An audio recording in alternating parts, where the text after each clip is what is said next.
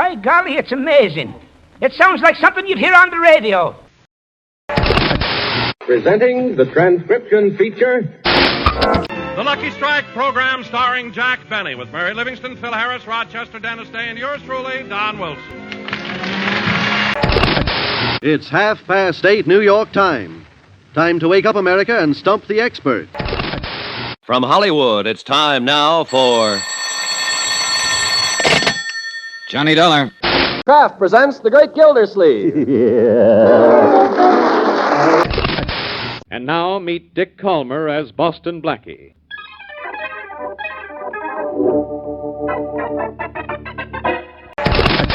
It's the Phil Harris Alice Faye Show, presented transcribed by the makers of Rexall Drug Products. And now it's time to meet the men from the ministry.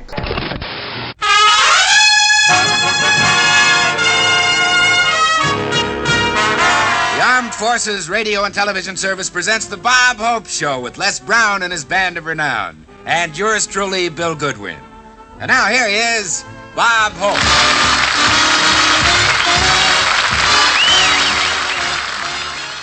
Greetings, I'm Kevin Lauderdale. Let's start off with another science fiction classic from X-1. The name of this episode is Cold Equations, plural. Sometimes you'll see it as singular, Cold Equation. But it's based on a very famous and slightly controversial short story by Tom Godwin, the title of which is The Cold Equations. So there you are. The story was originally published in Astounding magazine in August of 1954. As I said, it was a little controversial at the time and still encourages discussion. In fact, I'm surprised they didn't change it very much at all for this adaptation. From August 25th, 1955, X-1, Cold Equations.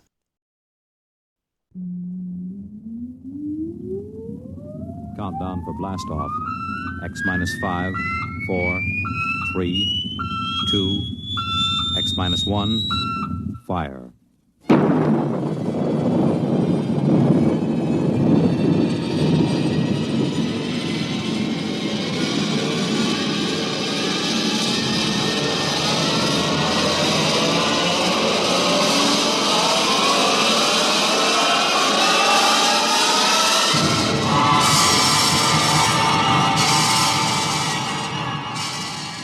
From the far horizons of the unknown come transcribed tales of new dimensions in time and space.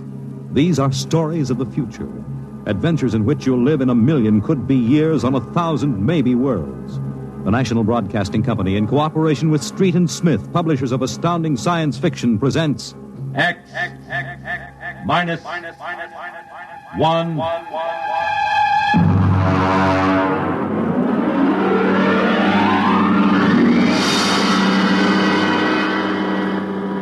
Tonight's story, Cold Equations. There is no margin of safety along the rim of a frontier. There can't be any until the way is made for those who come later. Until then, the penalty for mistakes is a grim one. The laws of physical nature operate with irrevocable certainty, with no room for mercy, kindness, or sentimentality. In space, life becomes a cold equation, and the equal sign is often followed by death. I know. I'm the pilot of an EDS.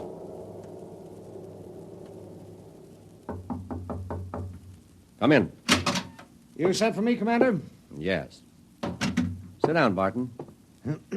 We just got an ED from the Territorial Space Station on Woden. Woden. That's in the Crab Nebula, isn't it? That's right. There are 2 exploration parties there on Manning's continent. 8 men each. Mm-hmm. They've got calla fever in one of them and no serum. Oh, and I thought this was going to be a nice, quiet passenger run. Computers are working out your payload and your course right now. In exactly 10 minutes, we'll drop into normal space and launch your ship. I'll get her ready. One thing. What's that? Woden is at the maximum pay limit for an EDS. Figuring the weight of the serum, we'll be able to give you just enough fuel to land on Manning's continent if you make it the first pass. Otherwise, you'll burn out in midair. Mm-hmm. Standard procedure. Report to launching control. Right. Good luck, Barton. Thanks. Oh, by the way. Yes? When can I expect to be picked up? We'll make a stop on the run back to Earth sometime next year. You'll be notified by radio. Okay. Sorry, we can't make it sooner. That's what happens when you sign on for EDS work. I'll see you next year, Commander.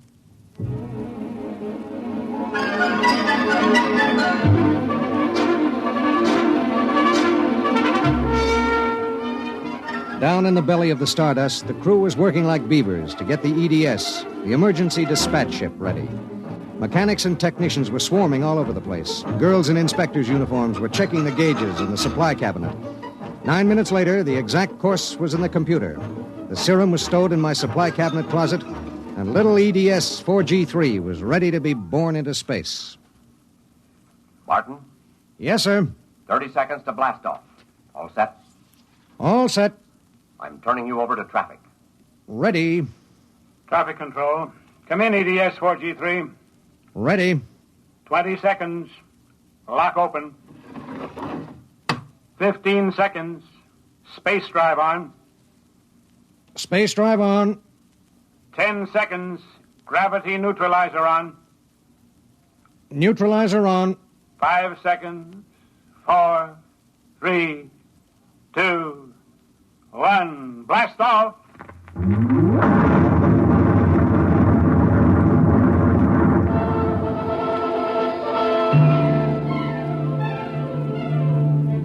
I don't remember how long it was afterwards that I first noticed something wrong. Maybe an hour, maybe 2. There was nothing to show it except the needle and the heat gauge. It was on 0 when we left the Stardust, and now I noticed that it had crept up toward the 30 mark. That meant something inside the ship was radiating heat. That something was in the supply closet, and it was alive.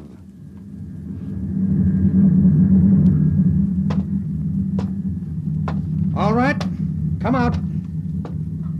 Whoever or whatever you are, if you don't come out in 5 seconds, I'm going to blast you. 1, 2. Well, I'll be... Hello. I'm Marilyn Lee Cross. What are you doing in there? I'm a stowaway. Oh, my... What's the matter? Do I have to pay a fine or something? What are you doing here? I wanted to see my husband. Who's your husband? He's with the government survey crew on Woden. I haven't seen him since he left Earth 4 years ago. Okay. But what made you hide in my EDS? I have a job waiting for me on Mimir, but I heard you were going to Woden and there was plenty of room, so I hid. Oh, I knew I'd be breaking some kind of rule, but what's one little rule?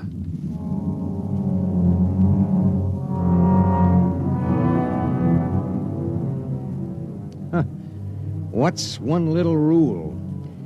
H amount of fuel will power an EDS with a mass of M safely to its destination. H amount of fuel will not power an EDS with a mass of M plus X safely to its destination. Well, how could she be expected to know? She was 5'2" with brown curly hair and the faint, sweet smell of perfume. She was 5'2" and she smelled like apple blossoms. And her name was X in an equation that would have to be balanced.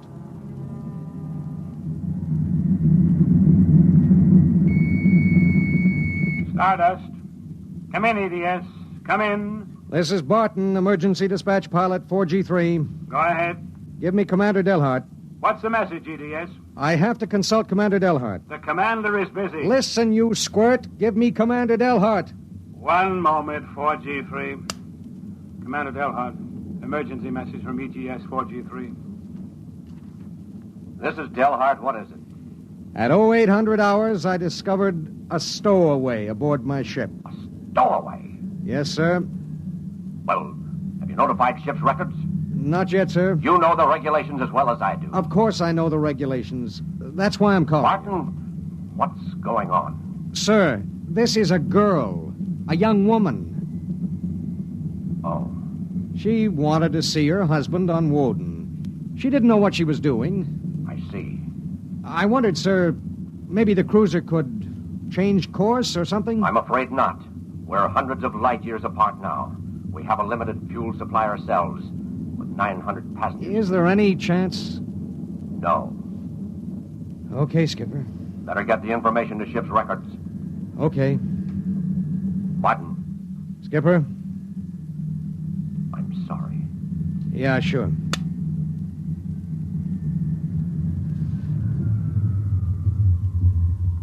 You cut our acceleration, didn't you? Yes. Why? Oh, save fuel. For a while. How did you manage to stow away? Well, I was taking a language lesson in Mimirese from a girl in the inspection corps. The order came in for your trip, and I just went along on an impulse. Oh, it was easy. I'll be a model prisoner, I promise. Oh, if you were only a thief or a spy, it would make it easier. Make what easier? Forget it.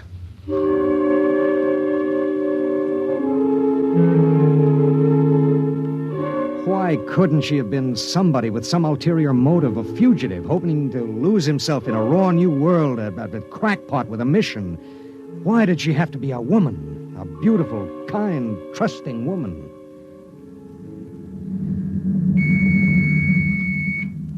Stardust. Barton, EDS 4G3. Go ahead, 4G3. Identify a stowaway. Give me your identification disc, Miss Cross. Here. Why? Well, it's for ship's records. Identification number T8374. One moment. This is for the gray card, of course. Yes. I'll need the time of... I'll tell you later. That's highly irregular. Then we'll do it in a highly irregular manner. The subject is a young woman. She's listening to everything that's said. Are you capable of understanding that? Oh. Go ahead, 4G3. Number T8374-Y54. Name, Marilyn Lee Cross. Female, married. Born July 7th, 2160. Good Lord, you're only a child. Height, 5 feet 2 inches. Weight, 110. Hair, brown. Eyes, blue. Complexion, light. Blood type, O. Original destination, Port City, Mimir. Listen, I'll call you back later. Look, miss. Marilyn. Look, Marilyn. I guess you don't know what you got yourself into here. Well, it's like this. This ship is carrying Calla fever serum to the survey group on Woden. Yes. Their supply was wrecked in a tornado. The fever is always fatal unless the serum is given in the first 48 hours. Now, these little ships have exactly enough fuel to reach their destination. If you stay aboard her, your added weight will cause it to use up all its fuel before it can land. What happens then? We crash. You die, I die, and 6 fever victims on Woden die. Well, can't they send out another ship to meet us? There are no ships to send. Well, Oh, no. Oh, no, you couldn't do that. That's how it has to be. But that's crazy. I haven't done anything. I haven't hurt anybody. I'm sorry. I should have told you before, but I wanted to make sure there was no other way. You mean it? You're going to make me leave this ship? That's how it is. But I'll die. I'll explode. I'll be like those horrible pictures about... Try to understand. I do understand. You're going to kill me, and I didn't do anything. I know you didn't. That has nothing to do with it. It has everything to do with it. Nobody just dies like that for no reason. Oh, listen. Maybe there are other cruisers you don't know about. Maybe the radio. Maybe it... Now, listen to me. It's different here. Different from anything you've ever known. On Woden, there are 16 men. 16 men on an entire world. They're fighting an alien environment. The environment fights back. You can only make a mistake once. And I made a mistake. Yes. There's no hope. Absolutely none. You'll have to be put out of the ship.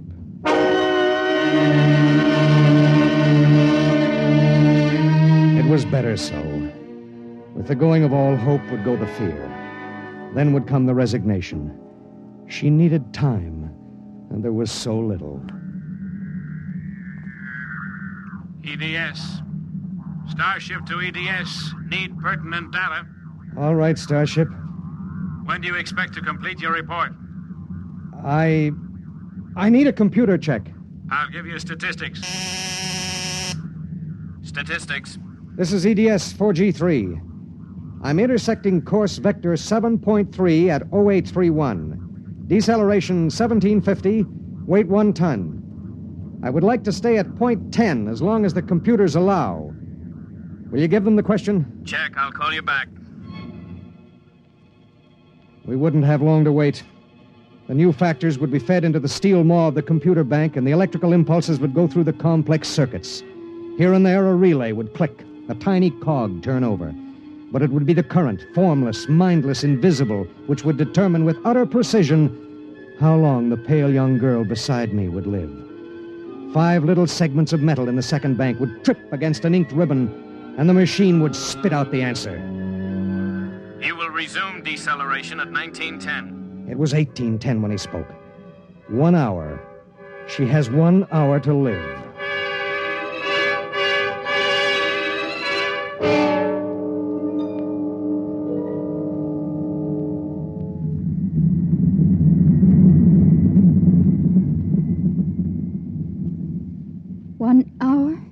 That's it.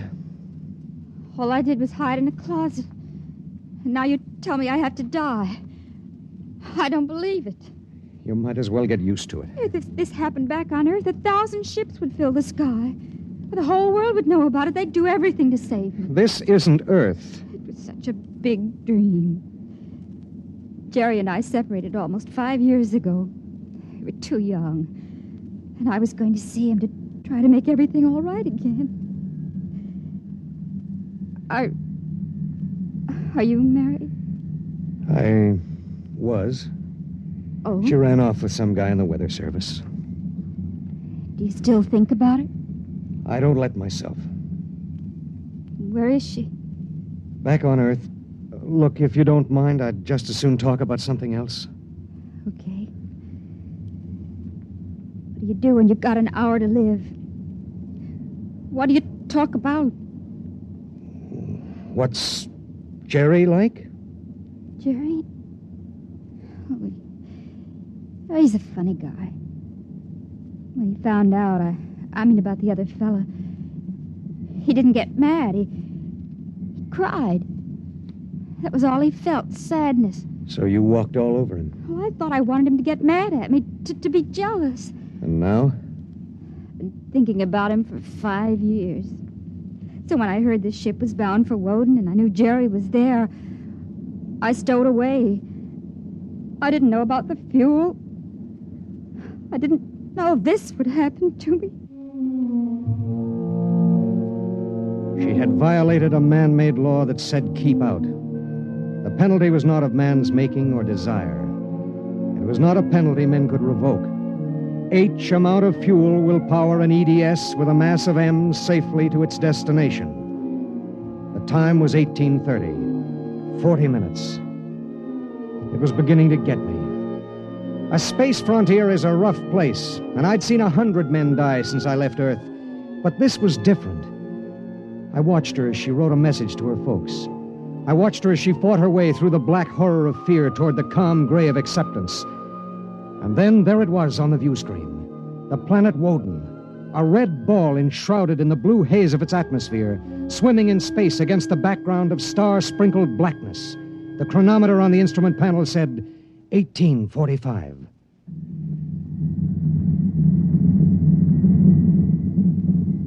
Listen, we're in radio range of Woden now. I mean, would you want me to try to contact your husband? Jerry? It'd mean he would know you're going to die. There'd be nothing anyone can do. Yes. I would like to talk to him. Do you think we can? Well, the planet is turning. If his group is on the side facing us, we might be able to reach him. Oh, try. All right. Hello. Hello, Woden. EDS to Government Survey Group. Can you hear me? Come in, Woden. They may not be monitoring. Hello. Hello. Hello. Identify yourself, please. This is Government Survey Group 1 on Planet Woden. This is John Barton, EDS pilot. You have the serum? Yes. How bad is it? 1 man died last night.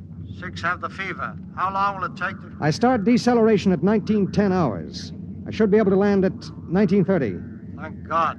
Look, do you have a Gerald Cross in charge of the group? Commander Cross?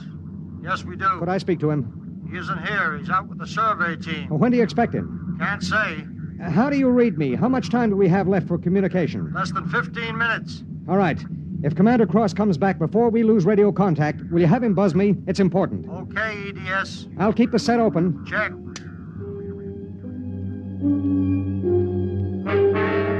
The minutes passed like small bits of eternity. On the view screen, I could see Manning's continent sprawled like a gigantic hourglass in the eastern sea. There was a thin line of shadow where it was beginning to disappear as the planet turned on its axis.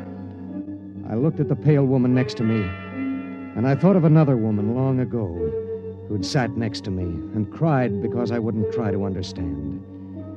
What had she written in those letters back home? What would they think of the faceless, unknown pilot who'd sent her to her death? What would I think of myself alone nights, reliving this voyage?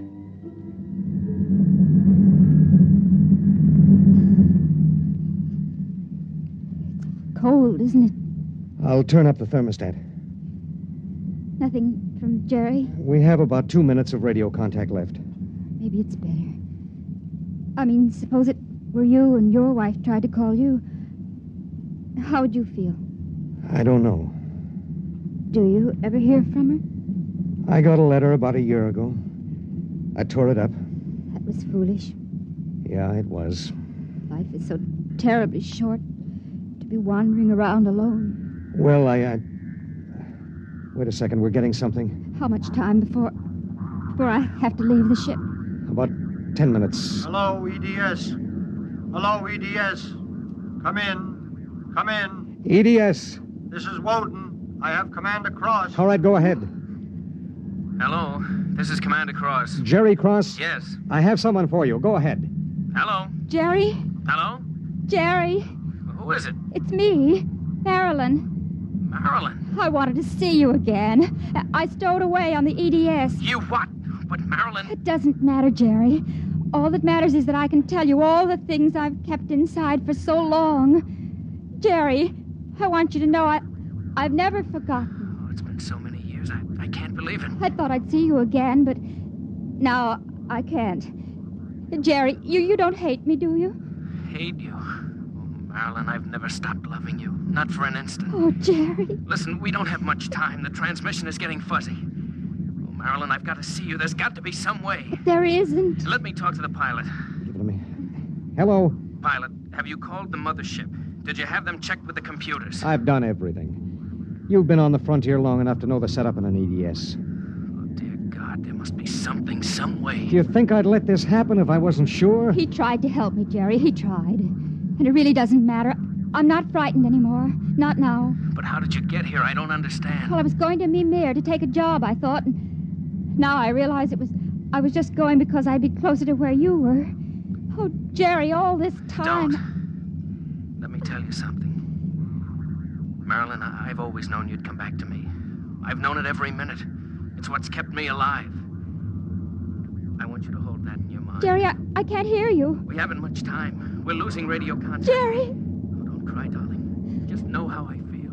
I do. He's fading. There are so many things to say. Jerry, if you can still hear me, maybe I'll come to see you again.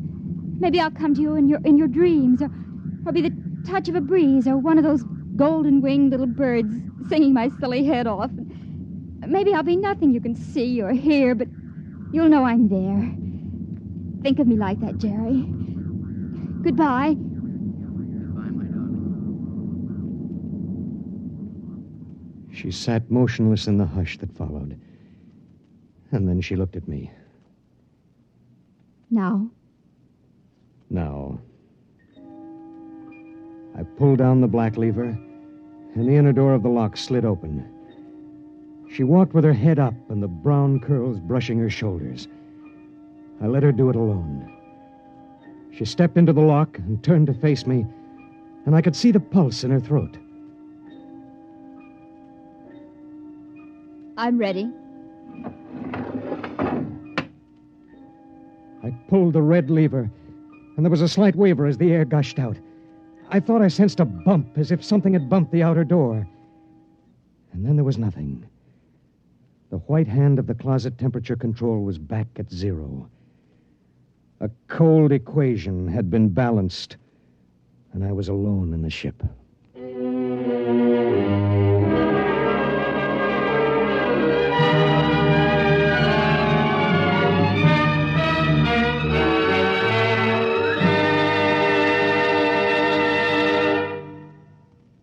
You have just heard X-1, presented by the National Broadcasting Company in cooperation with Street and Smith, publishers of astounding science fiction. Tonight by Transcription, X-1 has brought you Cold Equations, written by Tom Godwin and adapted for radio by George Lefferts. Featured in the cast were Court Benson as Barton, Jay Meredith as Marilyn, Milo Bolton as Commander Delhart, Bob Hastings as Jerry Cross, Jack Arthur as Traffic Control Officer, and Walter Kinsella as the Woden Monitor. Your announcer, Bill Rippey. X-1 was directed by Ken McGregor and is an NBC Radio Network production.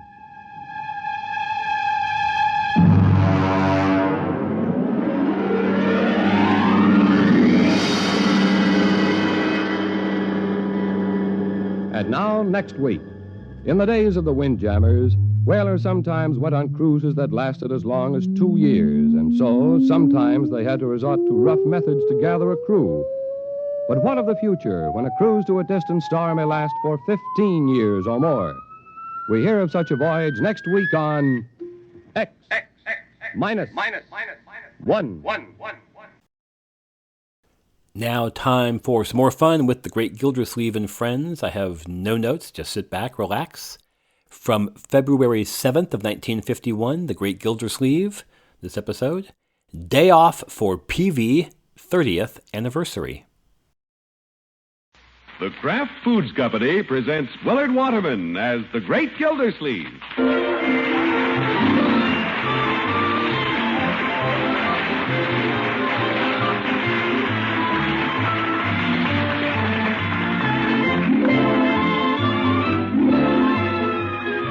The Great Gildersleeve is brought to you by the Kraft Foods Company, makers of the one and only Miracle Whip salad dressing. And friends, you know Miracle Whip is the one and only salad dressing with that delightful flavor, that lively, teasing flavor that's peppy and yet not a bit too sharp. It's a distinctive flavor that millions prefer. That's why Miracle Whip is America's favorite salad dressing. Try it. Taste Miracle Whip yourself. I'm sure it'll be your favorite salad dressing, too. The one and only Miracle Whip.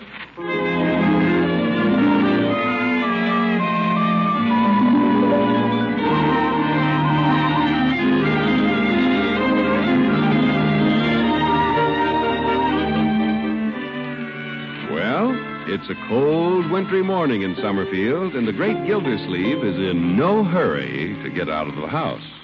Yeah, I think I'll just sit by the fire a minute. What the heck? No use trying to warm up the car until I'm warmed up myself. Look at the frost on the window, Unc. It looks like palm trees. Palm trees. May I see the morning paper, Marjorie? Oh, of course, Unky. Thank you, my dear. Even Bronco's in no hurry to get to work this morning. Well, it isn't a very good day to show real estate, Marge. The prospects might be a little cold towards it. Oh, Bronco. Oh, brother. Leroy, don't you think you should be shoving off for school? I'm in no hurry either. Well, look at these cars buried in the snow back in New York. You think I'll turn to the local news? Vital statistics. Just think, kiddies. You'll soon have your name in here. That's right, Mr. Gildersleeve. In about 2 weeks, we'll have a little vital statistic. Oh, Bronco, you're so clever early in the morning. Oh, Marge. Mr. and Mrs. Bronco Thompson announced the arrival of a lovely baby girl. No, wait, it's a boy. It's a girl. It's a boy. Now, wait a minute. It's a boy. It's a girl. It's Superman. Leroy, get ready for school. Okay, I had my fun. Well, boy or girl, we'll be happy, won't we, Bronco, darling? Oh, we sure will. Yeah, we'll all be happy. Say, I wasn't aware of this. What is it, Unky? I was just reading this column. 30 years ago today. Oh? It says, 30 years ago today, Mr. Richard Peavy established Peavy's Pharmacy at his present location. Well, what do you know? Mr. Peavy migrated here from near Chestnut Ridge, Indiana. Isn't that sweet? 30 years in the same place. Yeah, it hasn't changed much, I guess. What hasn't changed much? Leroy. I'm ready for school. What hasn't changed much? Mr. Peavy's drugstore. He's been there 30 years today. Gee, Unc, that's longer than you've been water commissioner. Right alongside, my boy. Gosh, 30 years in that same little building. He ought to own a flock of drugstores by now. Well, Peavy's content to stay put. He's not the driving type. He's not like you, is he, Unc? Well, no. Gosh, look how you've spread out. What do you mean, Leroy? Well, since you've been water commissioner, you've put pipes all over town. Oh, really? You know, Mr. Gildersleeve, it'd be interesting to see what a man like you could have done with a business like Mr. Peavy's. Well, I'd have branched out, believe me. I'll say. Why, now Unc would own all the drugstores in town. Maybe all of them in the United States. Yeah, what a fine little boy. Leroy, don't you think you should run on to school? Run? After all that, I thought I'd get a ride.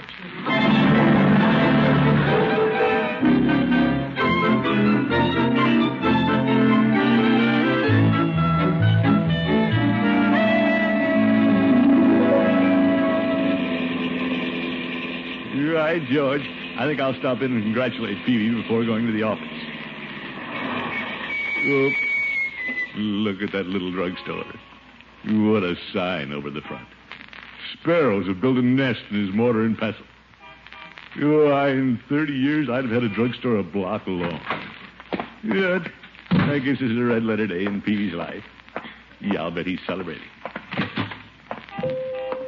Yeah, good morning, Peavy. Hello, Mr. Gildersleeve. What can I do for you today? Yeah, I just dropped in to congratulate you, Peavy. Oh, yeah? Yeah, I want to congratulate you on your 30 years in the drug business. My, has it been 30 years? Well, it was in the paper this morning. You don't say. You mean you haven't read it? Well, if I'd read it, I guess I'd have known it. Peavy, I'm surprised at you. I thought you'd be celebrating. Well, care for a Coke on the house? That's not celebrating, Peavy. If I were running this drugstore, I'd have an ad in the paper and flowers around. Well, drugstores sell a lot of things, but I never heard of them selling flowers. Yup. Now, my idea of celebrating would be to close up and go home. Say, that's an idea. You deserve a day off, Peavy. Why don't you? Mr. Gildersleeve, my doors haven't been closed during business hours but once in 30 years. Yeah? That was shortly after Mrs. Peavy and I married. She phoned the pharmacy one afternoon, and she was crying, and I locked up and went home. What was the matter, Peavy? She'd burned the biscuits. My goodness. Peavy, I think you should go home again. Well, No, I can't afford it, Mr. Gildersleeve. I have to keep things humming. Humming, he says. Peavy, would you feel more like taking the day off if I stay here and run your drugstore? You? Sure, me. Well, the drugstore is a little out of your line, Mr. Gildersleeve. What if somebody wanted a prescription filled? Well, if that happens, I can always phone you, Peavy. Yeah, I can run the rest of the store, like I run the water department. Well, you run that on the taxpayers' money. This is my money. Well, they wouldn't keep me there if I didn't do a good job, Peavy. I hadn't thought of that. Say, here comes a customer. Let me handle him, Peavy. That's no customer. That's your son-in-law. Toughest kind of customer. Well, hello, Bronco. Oh, hello, Mr. Gildersleeve. Hi, Mr. Peavy. Hello, Bronco. What can I do for you? You stand aside, Peavy. Bronco, I'm helping Mr. Peavy on his 30th anniversary. Oh, bully for you, Mr. Gildersleeve. Yeah, with me behind the counter, it'll be the biggest day he's ever had. Yeah, what can I sell you? A package of gum. Big day. Now, wait a minute, Peavy. Bronco, how are you fixed on razor blades? Oh, I've got plenty, Mr. Gildersleeve. You never have enough razor blades. Take this package along. Well, Now, how about this shaving brush? Genuine badger tail. I've got one. Yeah, but it's worn out. I saw it in the bathroom. And you should buy this gentleman's toilet set, too. Mr. Gildersleeve, I don't need it. Men's talcum, toilet water, soap. Yeah, but Mr. Gildersleeve... Bronco, take it. Yeah, but I don't... Oh, my shin. All right, I'll take it. My. Yeah, now, let's see. How about this nice cigarette lighter? I don't smoke. Well, you can hold a light for your real estate customers. Take it with you. All right. But how much is all this going to cost me? Yeah, I'll total it up and tell you tonight. Call again. Yeah, sure.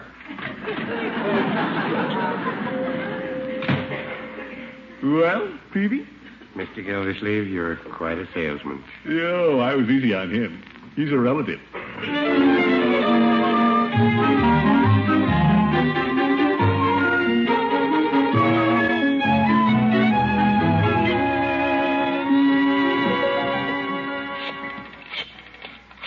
Right, George, I'll get things going around here. Peavy won't know the place. Hello? Hello, Judge. Gildersleeve. Come over to Peavy's drugstore right away. What's the matter, Gildy? Is there a fire? Yeah, not yet, but things are getting hot.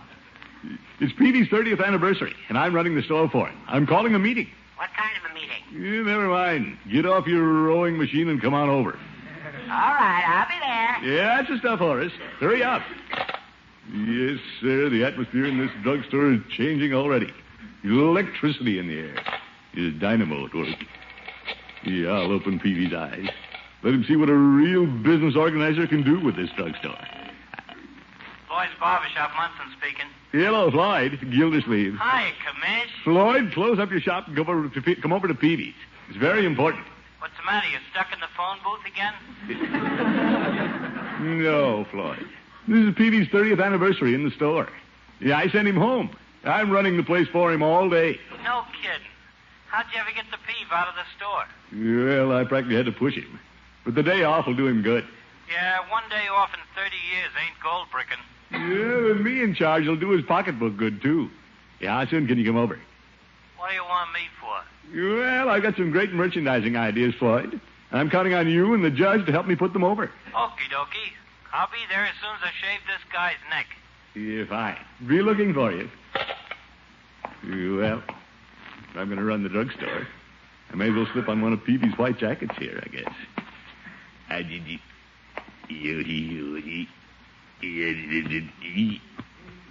going to be a little tight in spots. You ripped. Well, I can fix that with adhesive tape. Yeah, let's see how I look in front of the mirror. Not bad. Who's that? Well, the judge. Good morning, Peavy. Judge, I'm not Peavy. Oh, you're the new delivery boy. Yes. I just had to have him a little joke, Gildy. Yeah, well, you've had.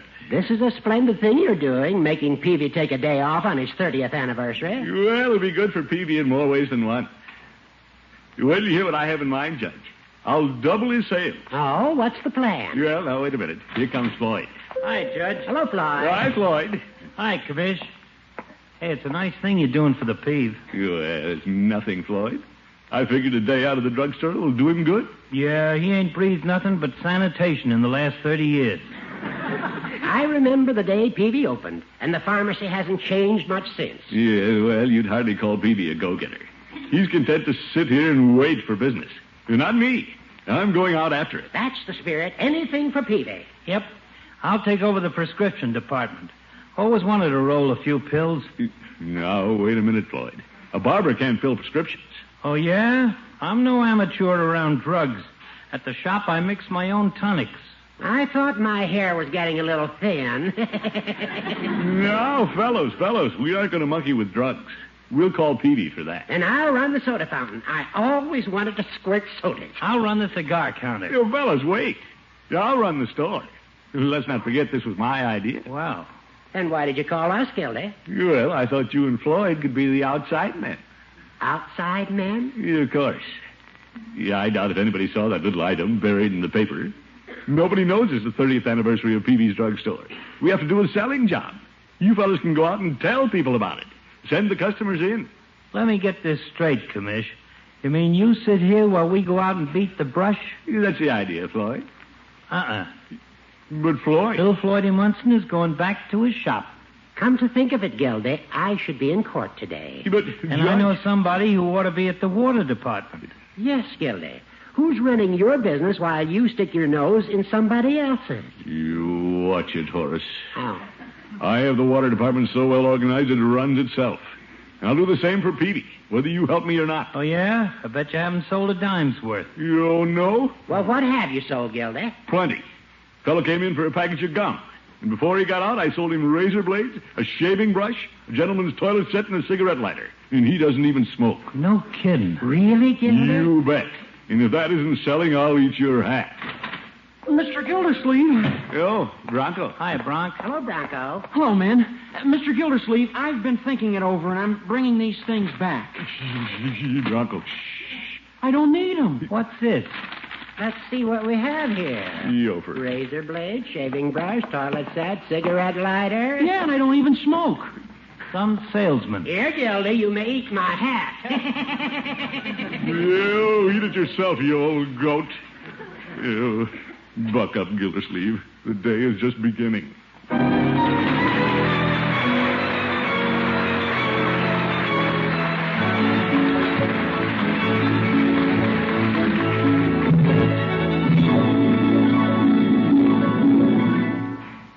The Great Gildersleeve returns in a moment. If a touch of the summer sun is just what you'd like these cold days, jot down this wonderful salad idea for a sunnier menu. It's called Sun Glow Salad, and you make it this way. On an individual salad plate, make a bed of lettuce. On that, place a slice of canned pineapple and then a canned peach half cut side up. Then just fill that golden peach half with Miracle Whip salad dressing and garnish with a cocktail cherry. And get ready for some mighty wonderful eating, because Miracle Whip salad dressing gives a salad such delightful flavor. One that's not too sharp and yet not a bit too mild. It's a peppy flavor folks everywhere call just right. And it's a distinctive flavor because Miracle Whip is actually a different kind of salad dressing. It's made from a secret craft recipe that combines the best qualities of old-fashioned boiled dressing and fine mayonnaise. And you'll be delighted with Miracle Whip's texture, too. You'll notice it's smooth as fine satin because Kraft blends it a very special way. Make your salads with Miracle Whip. They'll taste better than ever when you make them with America's favorite salad dressing, smooth, delicious Miracle Whip.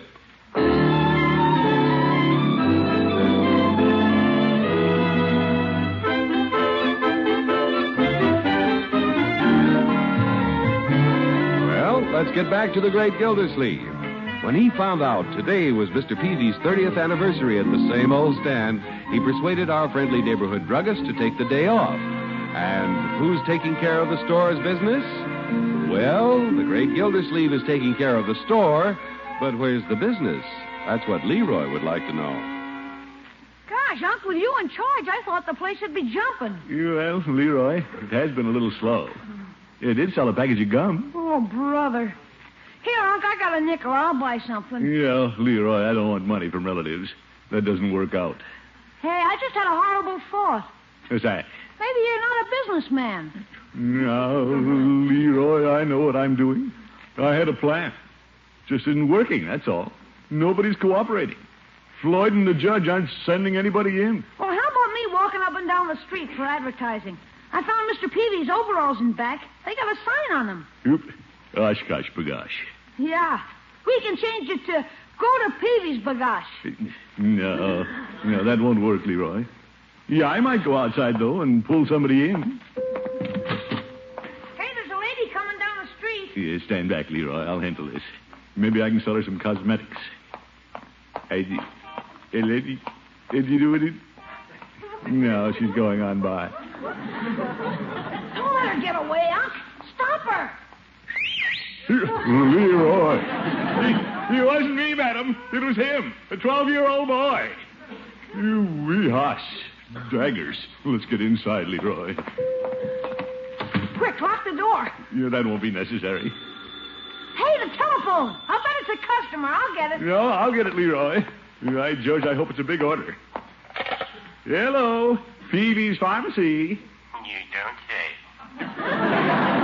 Peavy, I thought you were a customer. No, I'm Mr. Peavy. How are things going, Mr. Gildersleeve? You're fine, Peavy, just fine. I even have little Leroy here helping me. Well, I'm glad to hear it. Any prescriptions to be filled? Yeah, well, things in that department are a little slow. The fountain doing a good business, is it? The fountain? Tell him a guy's eating an ice cream cone right now. Leroy, stay out of that ice cream. What about the ice cream, Mr. Gildersleeve? Well, it's going fast.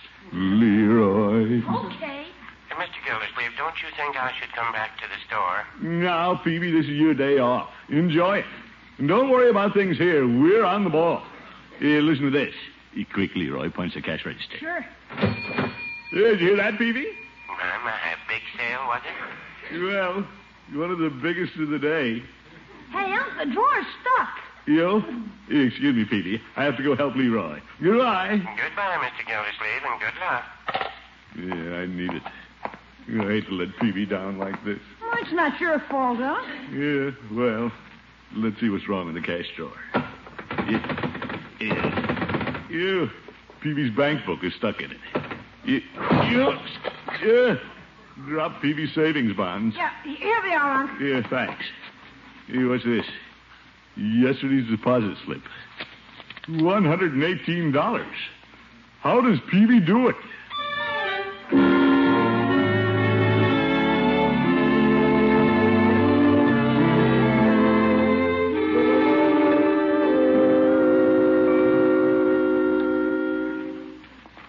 Unc, I've been here for an hour and you've only had one customer. Yeah, aspirin.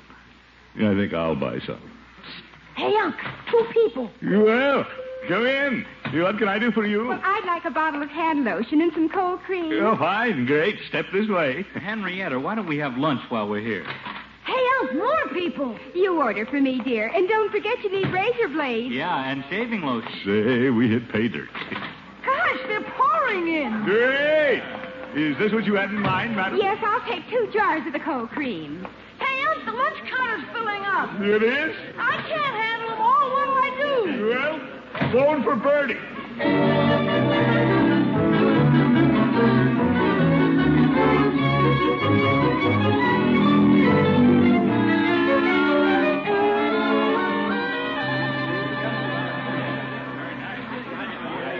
Make another ham on rye, Bertie. One ham on rye coming up. That'll be $1.25, sir. Bertie, 1 toasted cheese sandwich. 1 toasted cheese coming up. Leroy, open the cash register. Okay. Yeah, and leave it open, Leroy. We don't want to wear it out. And somebody get me a box of cigars. You'll be right with you, sir. Right with you. Gosh, they're still coming in. Ain't that something? Yeah, let them in, please. Let them in. Plenty of room in the back of the store. More coffee, mister? And somebody take the money for these magazines. I'm the cashier. Boy, I want to be a druggist when I grow up. This is better than Double or Nothing. Will you wait on me, please? Yes, indeed. I'd like a heating pad. Which of these do you recommend? Which I recommend? Well, they all get hot. Yes, I like the color of this one. Nice. Shocking pink. You're doing a wonderful business on your 30th anniversary. Oh, yes. Well, how'd you know it was the 30th anniversary? Oh, the nice man in front of the post office told me about it. Yeah, good. Yeah, I couldn't understand where all the people came from. Man in front of Hogan Brothers sent me over. Well, the judge and Floyd are helping me out. My scheme is working. Your scheme? Nothing, madam. Just pay the young man at the cash register for the heating pad. And call again. Bertie, how are you coming along? Oh, I'm swamped, Mr. Gildersleeve, but it sure is fun. Yeah, you bet. Another chicken sandwich, Bertie. And heavy on the Miracle Whip. 1 chicken sandwich coming up. Mr. Gildersleeve, if you ever saw 2 busy hands, these are those. Well, we've all got our hands full, Bertie. I guess this will open Peavy's eyes. Yes, sir. You know, Bertie, there were some people who didn't think the water commissioner could run the drugstore. Yes, sir. But you know what I think, Mr. Gildersleeve? Yeah, what, Bertie? As a water commissioner, you run a fine drugstore. Well, I do at that.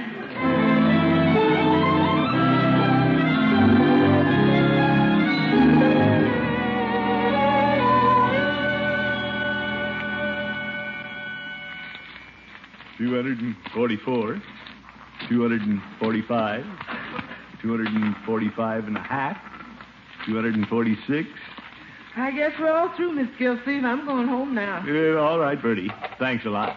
You were a big help. Thank you, sir. Hey, Unc. Yeah, what is it, Leroy? Where'll I put all this paper I swept up? Well, there's a box out back, Leroy. And when you finish, come and have a dish of ice cream. Oh, boy. You, what a fine, industrious boy. Takes after his uncle. Good evening, Gildy. Well, Judge. And Floyd. Hi, Commish. We thought we'd come over and see how you done. Yeah, business was wonderful, Floyd. I'm just counting up the day's receipts. 254, 54.25. My, what a lot of money. Yeah, I ain't seen so much money since my wife padlocked the mattress. Well, that's it, fellows. $254.75. Excellent. Hey, it's the Peavy. Come and see what you have, Peavy. Well, hello, gentlemen. Peavy, it gives me great pleasure to turn over the day's receipts. $254.75. My. Now, aren't you glad I made you take the day off? I guess this is the biggest day the pharmacy ever had, Mr. Gildersleeve. Well, it just goes to show what organization will do, that's all. Of course, I don't want to take all the credit. Floyd and the judge helped, too. That's all? Yeah, I had them out telling everybody about your 30th year in business. They sent in a lot of customers. I'm sorry, Gildy. I can't take the credit. I was in court all day. You were? Well, Floyd, you certainly did a good job. I was cutting hair all day. I told a traveling salesman about it, but he had to make a train. Well, I don't understand it. A lot of people told me they heard about the 30th anniversary from a man in front of Hogan Brothers. Another one mentioned a man in front of the post office. Somebody was spreading out the word. Peavy! It couldn't have been you. No, I wouldn't say that. Peavy, you're a smooth operator. No wonder this drugstore's been running for 30 years.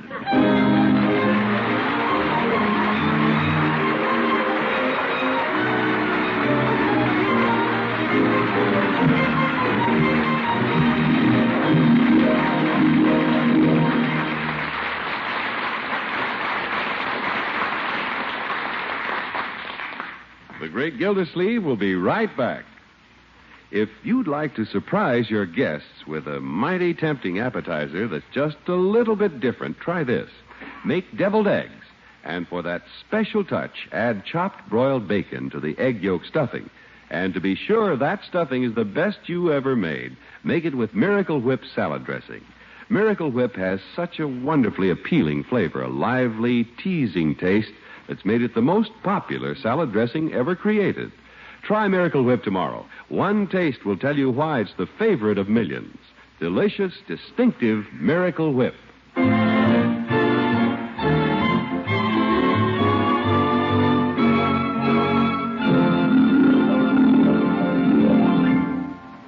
Well, folks, maybe I didn't surprise Peavy with the way I managed his drugstore. But by George, we have something here that'll surprise him. Peavy!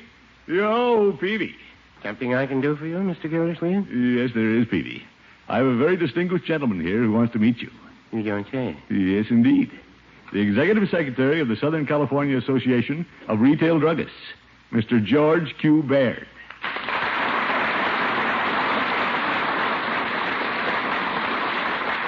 Thank you. How do you do, Mr. Peavy? How do you do? Ladies and gentlemen, outside of Summerfield, Mr. Peavy is known as a fine character actor, Mr. Dick LeGrand. Tonight marks an important milestone in Mr. LeGrand's theatrical career. 50 years in the show business. Dick, for a half a century in the theater, for your truly wonderful portrayal of Mr. Peavy, and in behalf of the National Association of Retail Druggists, I present you with this scroll, signed by 60,000 druggists all over the country, conferring upon you the official title of America's favorite neighborhood druggist.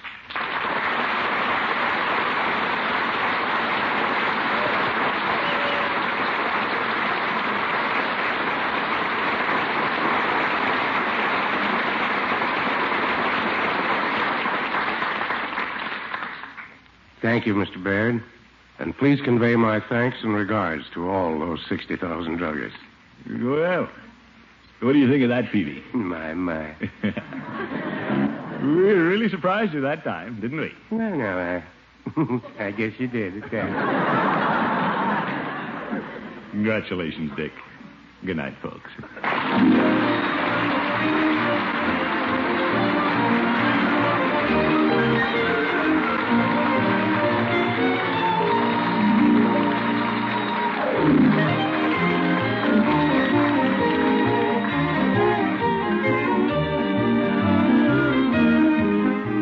Gildersleeve is played by Willard Waterman. The show is written by Paul West, John Elliott, and Andy White, with music by Robert Armbruster. Included in the cast are Walter Tetley, Mary Lee Robb, Lillian Randolph, Dick Crenna, Arthur Q. Bryan, Earl Ross, and Dick LeGrand. This is John Heaston saying goodnight for the Kraft Foods Company, makers of those famous Kraft quality food products.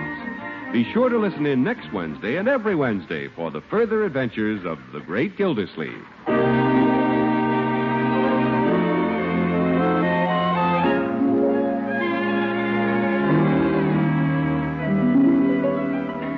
What's your heart's desire? A home of your own someday? A college education for the children? A trip abroad with all the trimmings? Well, the first sure step to make your dream come true is regular saving. And the way to save is by regular purchase of United States savings bonds. Buy them regularly through the payroll savings plan where you work, through the bond-a-month plan where you bank, and buy extra bonds when you can at any bank or post office. Savings bonds are happiness bonds for days to come. Start your bond program now. Hear the Falcon every Sunday over this station. Check your newspaper for time of broadcast and listen next Sunday as the Falcon solves the case of the mighty muscle.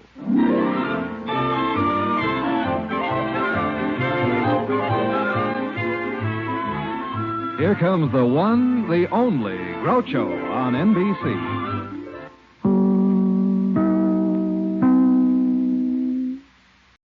That's your old-time radio fix for this week. I hope you enjoyed yourselves.